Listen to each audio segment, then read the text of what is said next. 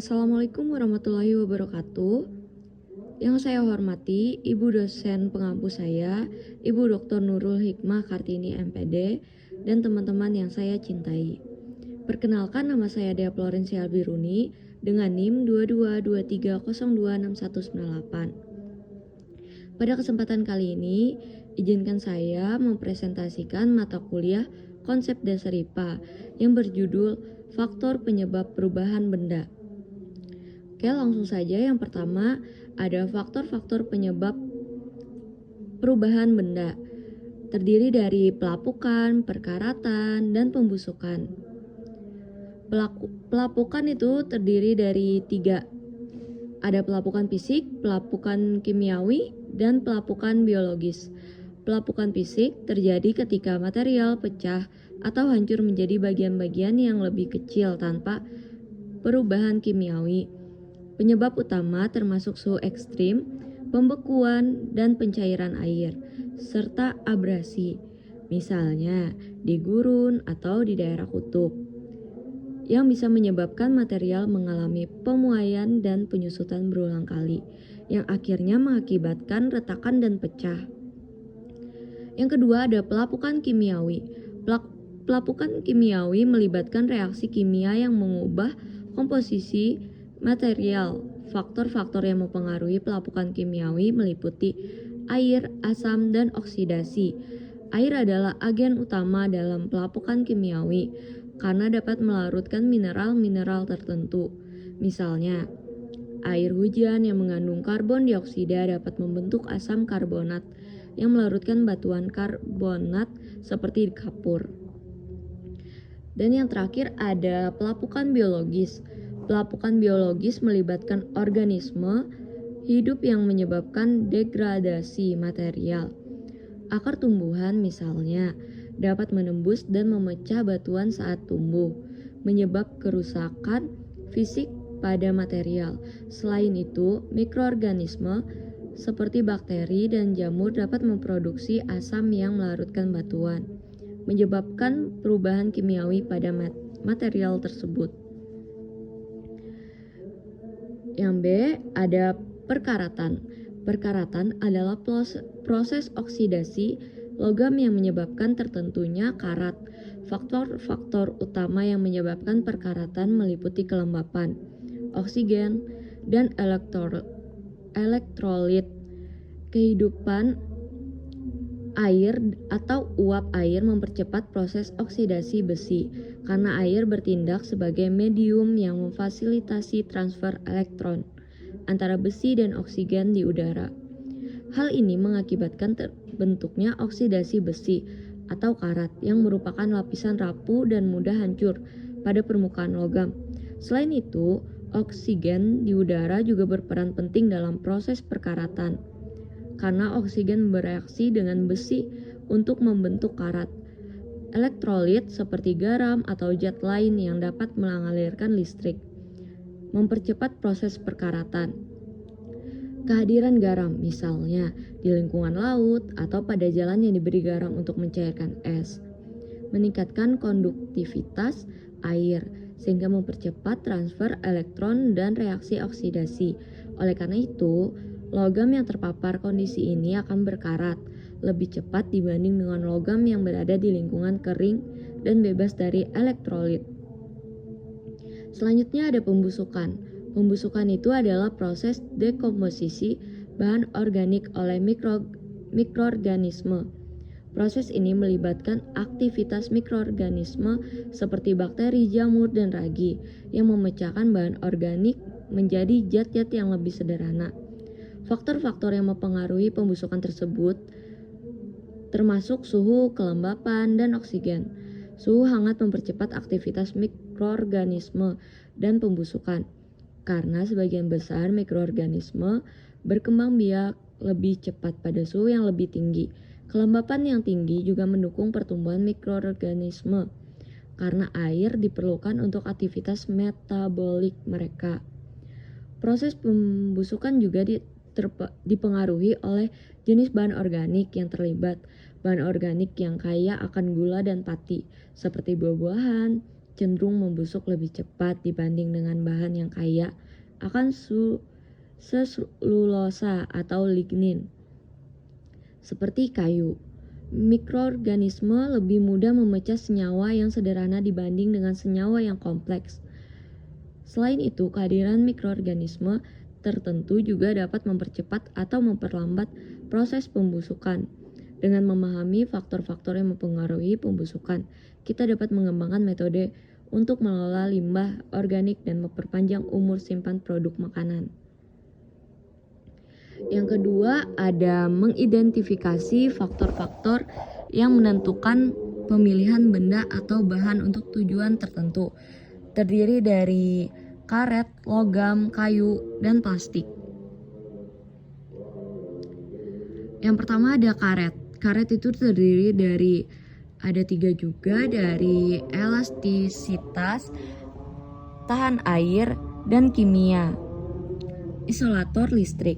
Karet dikenal karena elastisitas yang tinggi, memungkinkan bahan ini kembali ke bentuk asal setelah mengalami deformasi, sehingga sangat berguna dalam aplikasi yang memerlukan fleksibilitas dan ketahanan terhadap tekanan. Sebagai contoh, ban mobil yang harus menahan beban dan tekanan dari jalan, namun tetap bisa kembali ke bentuk asalnya untuk memastikan kinerja yang optimal. Tahan air dan kimia.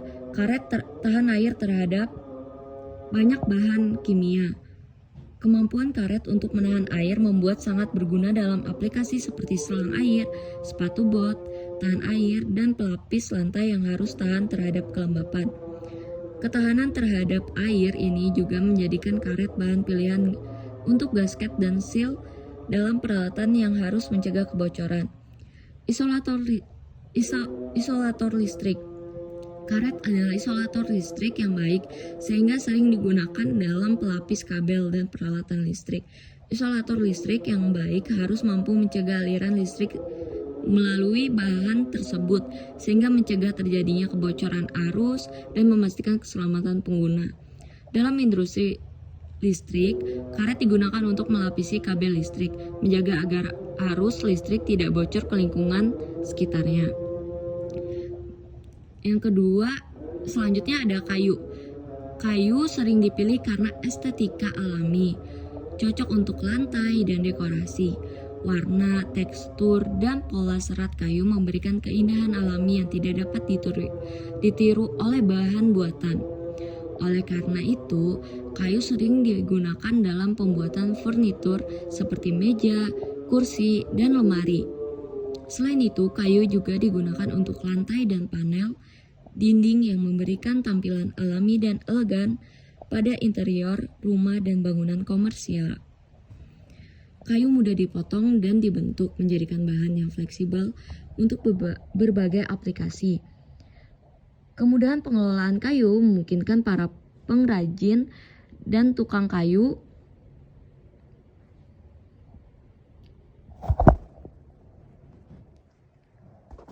menjadi bingkai jendela dan pintu, atau dipotong menjadi balok dan papan untuk konstruksi bangunan. Yang C ada logam.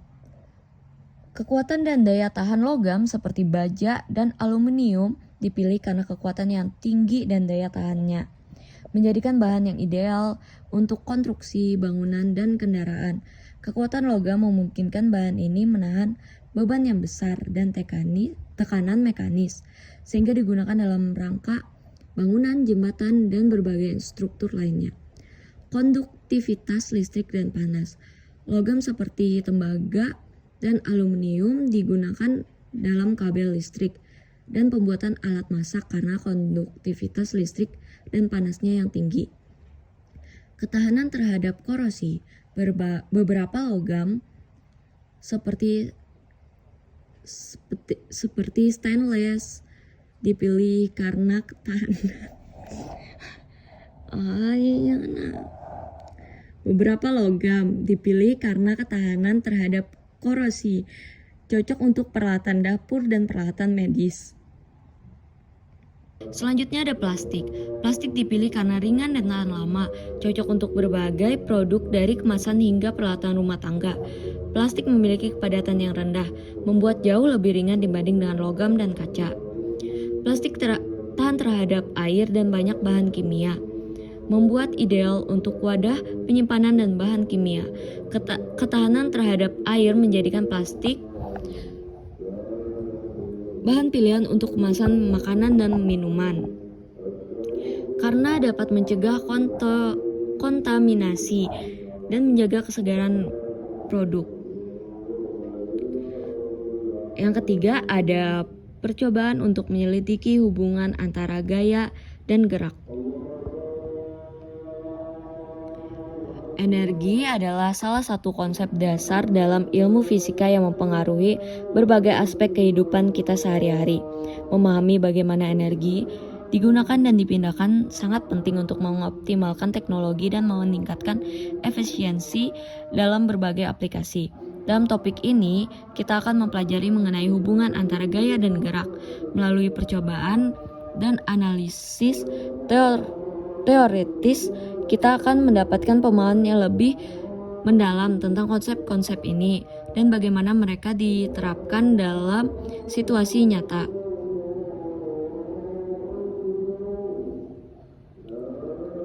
Selanjutnya, percobaan untuk menyelidiki hubungan antara gaya dan gerak model katapel. Alat dan bahan, kayu berukuran Y, yang kedua karet katapel, yang ketiga bola, dan terakhir meteran. Langkah-langkah pelaksanaannya itu ada pasang karet gelang pada kedua ujung kayu berbentuk Y. Letakkan bola di tengah karet gelang. Tarik karet gelang ke belakang hingga mencapai jarak yang diinginkan. Lepaskan karet gelang dengan cepat. Amati bagaimana bola bergerak. Ukurlah jarak yang ditempuh bola tenis.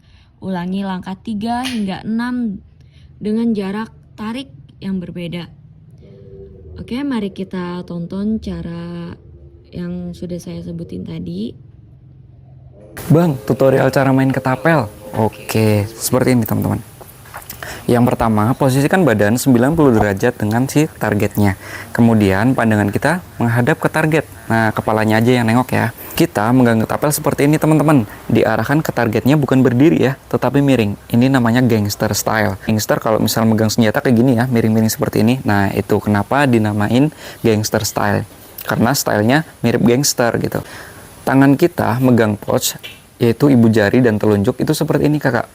Ibu jarinya di atas, telunjuknya di bawah. Kemudian letakkan di tulang pipi sini. Di sini ada tulang pipi, ini ada lekukan di ibu jarinya. Taruh di sini teman-teman ya. Enak sekali nih. Ini nyaman banget nih.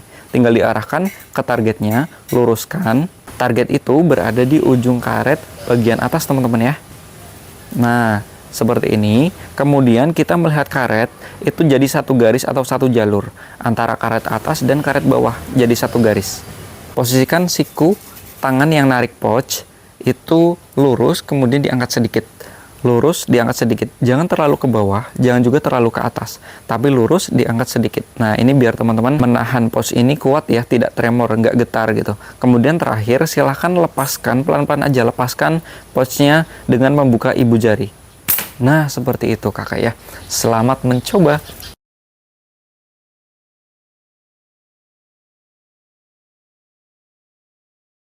Bang, tutorial cara main ketapel. Oke, seperti ini teman-teman. Hasil analis dari percobaan hubungan antara gaya dan gerak model katapel. Dari percobaan di samping tadi, kita dapat menyimpulkan bahwa pada karet gelang semakin besar pula energi potensial yang tersimpan di dalamnya. Ketika karet gelang dilepaskan, energi potensial tersebut diubah menjadi energi kinetik yang menyebabkan bola tenis bergerak. Semakin besar energi kinetik yang dimiliki bola tenis, maka semakin jauh pula jarak yang ditempuhnya.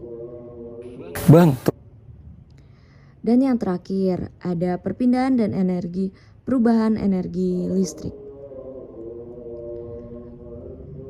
Energi listrik dapat dipindahkan dari satu tempat ke tempat lain. Oleh karenanya, Ada aliran muatan listrik yang dapat berpindah dari satu atom ke atom lain melalui konduktor. Konduktor adalah bahan yang dapat mengantarkan arus listrik. Contoh konduktor adalah tembaga, aluminium, dan besi. Proses ini sangat penting dalam sistem distribusi listrik yang mengalirkan energi dari pembangkitan listrik ke konsumen. Berikut adalah beberapa konsep penting dalam perpindahan energi listrik. Rangkaian listrik yang pertama ada rangkaian seri. Dalam rangkaian seri ini, arus yang mengalir sama di setiap komponen, tetapi tegangan terbagi di antara komponen. Jika satu komponen putus, maka seluruh rangkaian tidak berfungsi.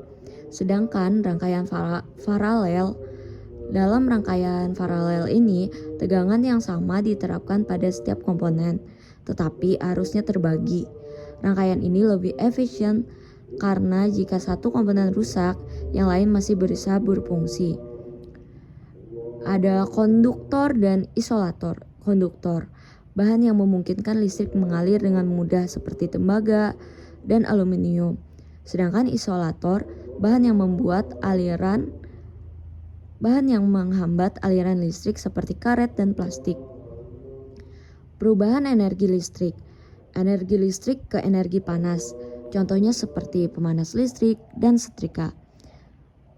Contohnya itu adalah ketika arus listrik mengalir melalui elemen pemanas yang memiliki resistansi tinggi, energi listrik diubah menjadi energi panas melalui proses yang dikenal sebagai pemanasan Joule.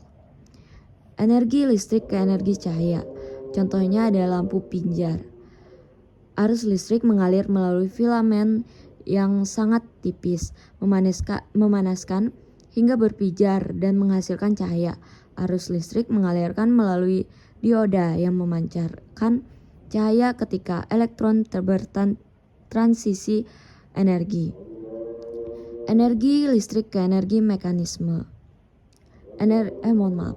Energi listrik ke energi mekanis. Contohnya seperti motor listrik, kipas angin. Motor listrik mengubah energi listrik menjadi energi mekanis dengan menggunakan medan magnet untuk menghasilkan gerak rotasi.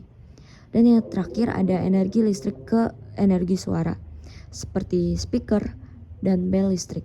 Speaker mengubah sinyal listrik menjadi gelombang suara dengan menggerakkan membran yang menghasilkan getaran di udara. Nah, udah di penghujung, ini ada kesimpulan. Secara keseluruhan, pengetahuan tentang faktor-faktor penyebab perubahan benda serta kriteria pemilihan bahan sangat penting dalam berbagai aspek kehidupan dan teknologi. Ini tidak hanya membantu dalam melestarikan dan memanfaatkan material yang lebih baik, tetapi juga dalam menciptakan produk dan struktur yang lebih tahan lama, efisien, dan ramah lingkungan. Dengan demikian, pendekatan ilmiah dan sistematis terhadap studi material dan perubahan benda adalah kunci untuk inovasi dan kemajuan yang berkelanjutan.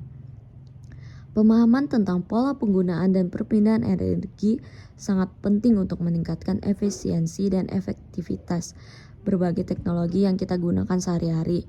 Melalui percobaan sederhana seperti jungkat-jungkit dan katapel yang seperti kita jelaskan tadi, kita dapat mempelajari hubungan antara gaya dan gerak, serta bagaimana energi potensial diubah menjadi energi kinetik. Selain itu, memahami perpindahan dan perubahan energi listrik memungkinkan kita untuk mengoptimalkan penggunaan energi dalam berbagai aplikasi, mulai dari pemanasan dan pencahayaan, hingga mekanis dan audio. Terima kasih sudah mendengarkan dan menonton saya selama presentasi. Mohon maaf jika ada salah kata dan salah bicara yang saya sampaikan. Bye bye. Wassalamualaikum warahmatullahi wabarakatuh.